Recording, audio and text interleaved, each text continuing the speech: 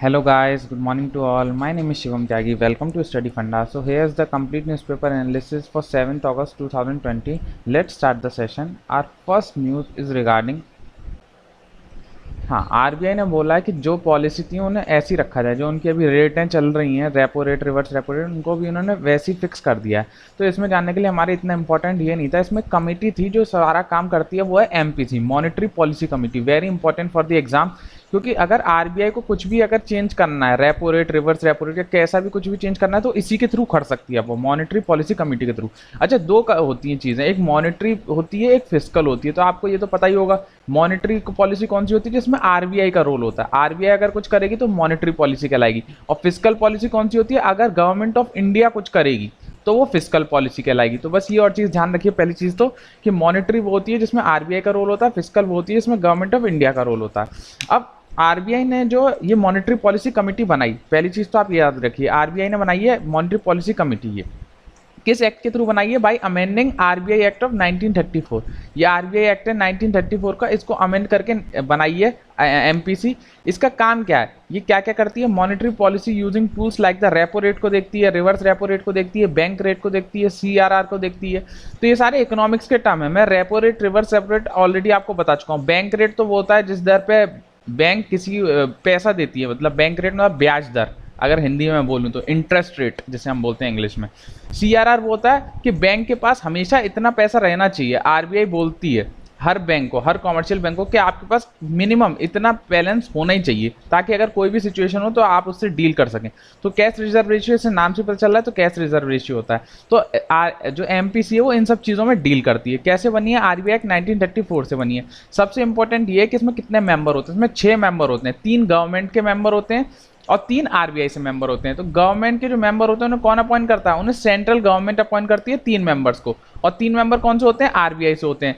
तो आरबीआई के मेंबर है, उसमें कौन कौन होगा, एक तो वहां का आरबीआई का गवर्नर होगा, पहला आरबीआई का गवर्नर होगा, दूसरा आरबीआई का डेप्यूटी गवर्नर होगा, तीसरा जो चेयरमैन होगा, जो हमारे क्या कहते हैं, जो डायरेक्टर होगा आरबीआई सेंट्रल बैंक का, वो मतलब central executive director of the RBI. तो 3 मेंबर होंगे, एक तो गवर्नर, डेप्यूटी गवर्नर और executive director of the central bank. ये मैंने यहाँ लिखा हुआ है, देखिए आप यहाँ पढ़ भी सकते हैं, मैं शॉर्ट में आपको बता रहा हूँ। और जो 3 मेंबर होंगे, इसे गवर्नमेंट ऑफ इंडिया अपॉइंट करेगी।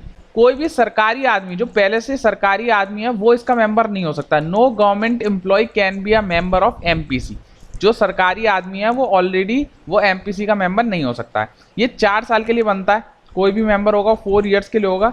और इसमें हेड कौन करेगा, तो आरबीआई का गवर्नर जो है वो हेड करेगा, आरबीआई गवर्नर हेड करेगा। लेकिन इसके पास कोई वीटो पावर नहीं है, वीटो पावर नहीं है। जो भी डिसीजन लिया जाएगा वो मेजोरिटी से लिया जाएगा, मतलब 6 लोग हैं तो कम से कम जब 4 लोग हाँ बोलेंगे तब वो डिसीजन पास होगा। लेकिन हेड कौन करेगा, तो आरबीआई का गवर्नर। देख मैंने यहाँ लिख भी दिया, RBI governor will chair the committee. The governor however will not have a veto power. मतलब इसके पास वीटो पावर का मतलब क्या होता है कि वीटो पावर उसे कहते हैं, जैसे अगर जिस बंदे के पास वीटो पावर है, अगर उसने मना कर दिया ये चीज़ नहीं होगी, तो वो चीज़ होगी ही नहीं, उस पर फिर वोटिंग कुछ हो ही नहीं सकती। तो इसके पास ऐसा कोई अधिकार नहीं है, कोई भी डिसीजन लिया जाएगा वो मेजोरिटी से लिया जाएगा। मतलब 6 में से जब 4 लोग उसको हाँ बोलेंगे तभी वो डिसीजन पास हो सकता है। बस इसमें यही जानना था, मैंने इसमें 4-5 पॉइंट लिख दिए हैं, आप अपनी सहूलियत से शॉर्ट में लिख सकते हैं। मैंने यहाँ डिटेल में लिख दिया, आपको जो ना पता वो अपने नोट्स में लिख लीजिएगा। इससे और कुछ नहीं पूछा जाएगा, बस इतना पूछा जा सकता है, कौन हेड करता है, कितने साल के लिए अपॉइंट होता है, कितने मेंबर्स होते हैं, बस। सो द नेक्स्ट न्यूज इज, हाँ, अभी मनोज सिन्हा ये अपॉइंट कर दिए गए जम्मू कश्मीर के नए लेफ्टिनेंट गवर्नर। पहले कौन थे, मुर्मू। तो अभी ऐसा अंदाजा है कि ये जो है वो हमारे कैग बनने वाले हैं। कैग कौन होता है, कॉम्प्ट्रोलर एंड ऑडिटर जनरल। तो अभी बने नहीं है मुर्मू साहब, ये लेफ्टिनेंट गवर्नर थे अभी जम्मू कश्मीर के, तो अब ये इन्होंने रिजाइन दे दिया है। नए जो बने हैं वो मनोज सिन्हा है। अब कैग के बारे में हमें जानना है कि कैग क्या है।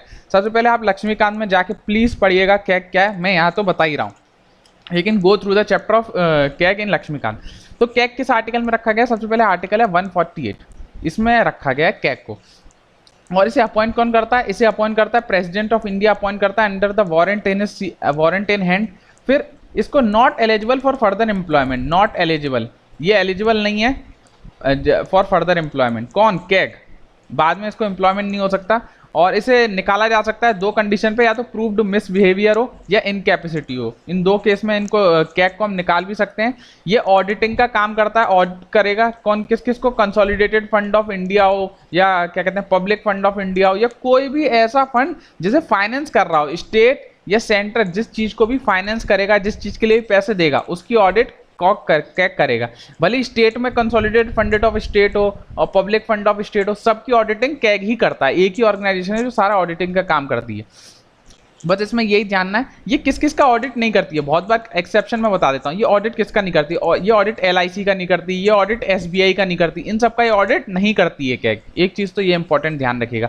ये 3 रिपोर्ट सबमिट करती है पार्लियामेंट को, मतलब प्रेसिडेंट को करेगी तो पार्लियामेंट में प्लेस करेंगे। 3 रिपोर्ट कौन कौन सी है, बस इनका नाम याद रखिए। एप्रोप्रिएशन रिपोर्ट बोलते हैं एक तो, दूसरी होती है फाइनेंस रिपोर्ट, तीसरी कौन सी होती है, तीसरी होती है पीएसयूज के ऊपर, पब्लिक सेक्टर अंडरटेकिंग्स के ऊपर रिपोर्ट। तो 3 रिपोर्ट सबमिट करती है, कौन कौन सी, एप्रोप्रिएशन रिपोर्ट, फाइनेंस रिपोर्ट और पब्लिक सेक्टर अंडरटेकिंग रिपोर्ट।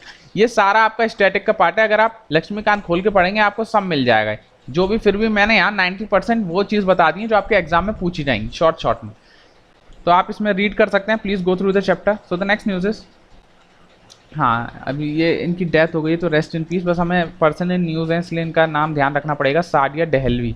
तो ध्यान रखिएगा ये रेनाउंड ऑथर हैं, ये बुक्स लिखती थी, तो इनकी अभी डेथ हो गई तो रेस्ट इन पीस इनको। तो सादिया डेहलवी, बस आप एग्जाम पॉइंट ऑफ व्यू से इनका नाम याद रखिए, एक रेनाउंड ऑथर है। So the next news is, हाँ Haryana records rise in infant death. अब जो बच्चे थे हरियाणा में बहुत ज़्यादा डेथ होने लग गई है उनकी। तो कितने डेथ हो गई, 1208 अब मतलब रिपोर्ट हो गए। पहले कितने थे, 828 थे, मतलब इतनी डेथ्स हो गई हैं। एक तो कोरोना भी है और ऊपर से बहुत दिक्कतें हो रही हैं यार। तो for exam point of view हमें जान लेना कि आईएमआर क्या है। तो आईएमआर होता है इन्फेंट मोर्टेलिटी रेट। इन्फेंट का मतलब क्या होता है, बच्चे।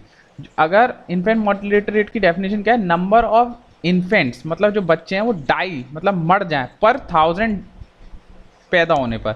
1000 लोग पैदा हो रहे हैं, उसमें से कितने बच्चे मर रहे हैं, उसको हम कहते हैं infant mortality rate with in 1 year. 1 year का टाइम पीरियड होता है। तो ये तो आईएमआर की डेफिनेशन है। तो ये नहीं पूछा जाएगा डेफिनेशन, ये पूछा जा सकता है इन्फेंट पर कितना होता है। तो पर 1000 होता है, पर लाख नहीं होता। एक तो चीज आपको ये ध्यान रखनी है। दूसरा, मैक्सिमम आईएमआर कहाँ का है, तो मैक्सिमम आईआर जो है वो एमपी का है। सबसे ज्यादा जो मरते हैं बच्चे वो एमपी में मरते हैं। सबसे कम कहाँ का है, सबसे कम है नागालैंड का। तो ये एक इंपॉर्टेंट क्वेश्चन, ये दोनों मैंने आपको यहाँ बता दिए। पर 1000 होता है पहली चीज, तो ये मैक्सिमम एमपी मिनिमम नागालैंड। आज का क्वेश्चन ये है, आप मेरे को बताएंगे एमएमआर क्या होता है, मैटरनल मोर्टेलिटी रेट क्या होता है, ये पर कितना होता है, पहली चीज तो ये।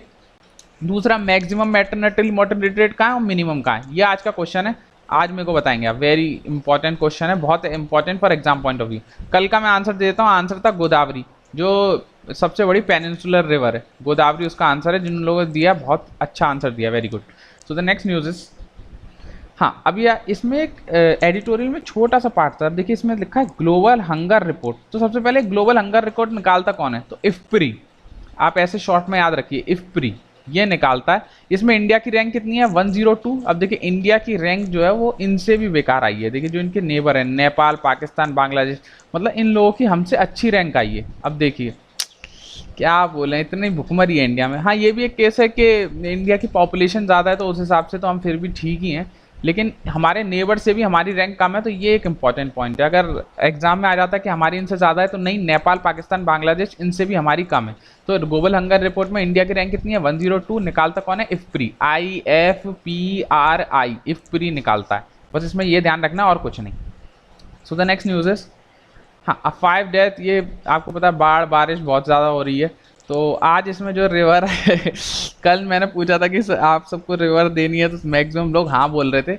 तो एक काम करते हैं, देखिए चलिए एक डील करते हैं, आप लोगों की और मेरी एक डील है। आज तो मैं एक रिवर और बता देता हूँ, क्योंकि आज ये डिस्कस हो गई है यहाँ पे कोडागू डिस्ट्रिक्ट में कौन सी रिवर फ्लो होती है, फिर कबानी रिवर क्या है, तो बहुत सारी रिवर इसमें थी। तो आज एक रिवर और बताऊंगा जो इससे रिलेटेड है न्यूज़ से। लेकिन अगर आप चाहते हैं कि मैं सारी रिवर्स एक ही वीडियो में कंप्लीट करूँ, तो हम एम रखेंगे एक वीडियो का। अगर मेरी जिस भी वीडियो पे 500 लाइक्स हो जाएंगे, 500 लाइक्स हो जाएंगे, उसी दिन मैं बना दूंगा आपके लिए एक separate video on the reverse. Because मेरे पे भी इतना टाइम नहीं होता है कि मैं सेपरेट वीडियो किसी और चीज़ के लिए बना पाऊँ, मैं न्यूज़पेपर ही बनाता हूँ बस।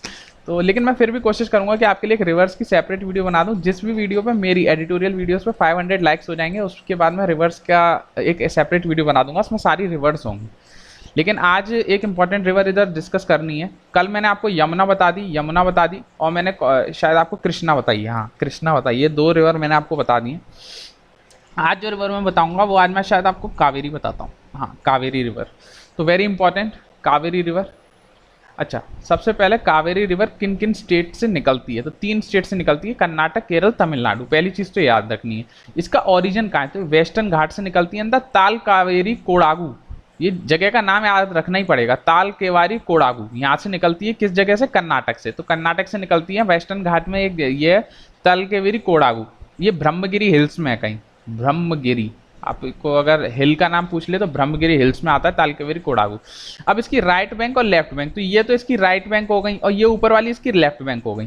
तो ये शॉर्ट फॉर्म मैंने बनाई थी, लक्ष्मण का स्वर्णिम अक्षरों में नाम। लक्ष्मण भगवान थे हमारे, तो उनका स्वर्णिम अक्षरों में नाम, तो ऐसी शॉर्ट फॉर्म हो जाएगी लक्ष्मण तीर्थ कबानी, स्वर से स्वर्णावती, निम से न्योल, अक्षरों से अमरावती, नाम से नंगंती।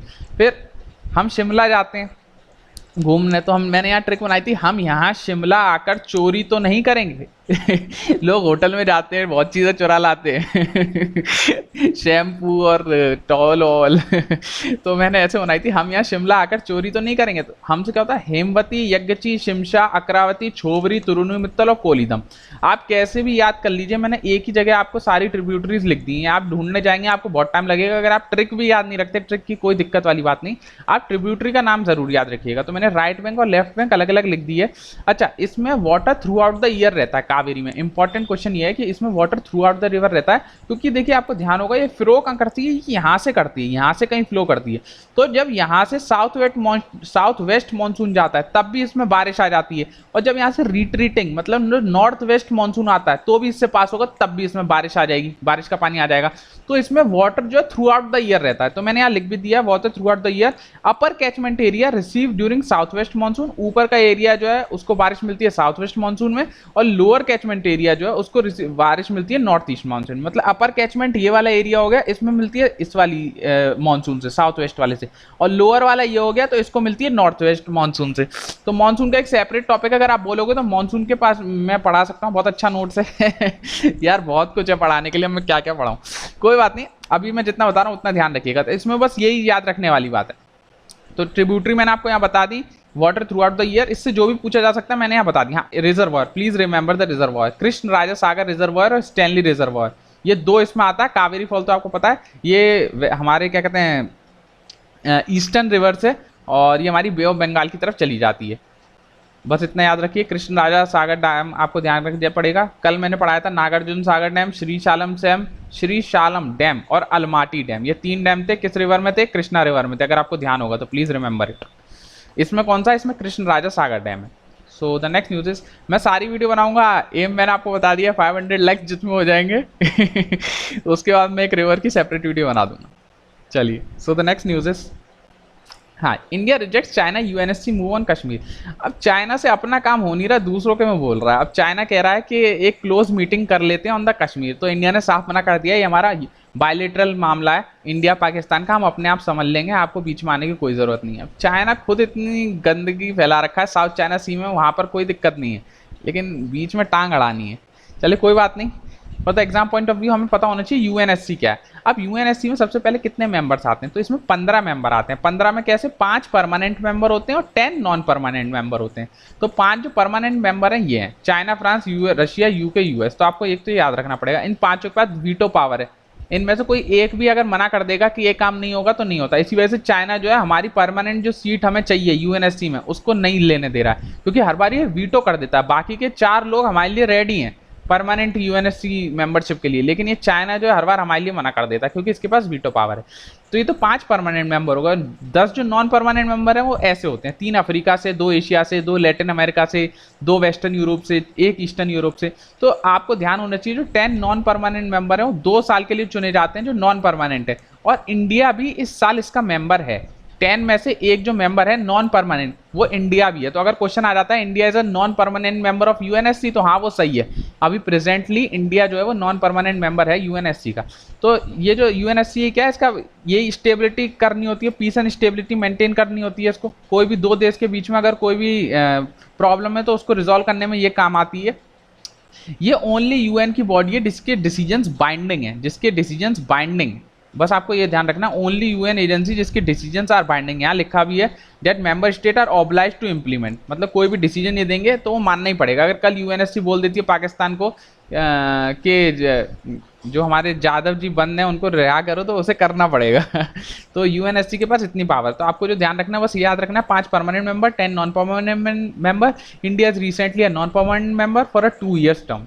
बस आपको इतना याद रखना है। So the next news is, हाँ, अब प्रायोरिटी सेक्टर लैंडिंग में हम स्टार्टअप्स भी डालेंगे, ऐसा आरबीआई बोल रही है। जो स्टार्टअप करते हैं लोग उसे हम प्रायोरिटी सेक्टर लैंडिंग में डालेंगे। प्रायोरिटी सेक्टर लैंडिंग से आपको समझ में आ रहा होगा नाम से, प्रायोरिटी सेक्टर मतलब सबसे पहले इसको तवज्जो दिया जाएगा। प्रायोरिटी सेक्टर की हिंदी होती है तवज्जो सॉरी फॉर द हिंदी। तो प्रायोरिटी पे बेसिस पे इसको पैसा दिया जाएगा। लैंडिंग होता है क्रेडिट या पैसा देना।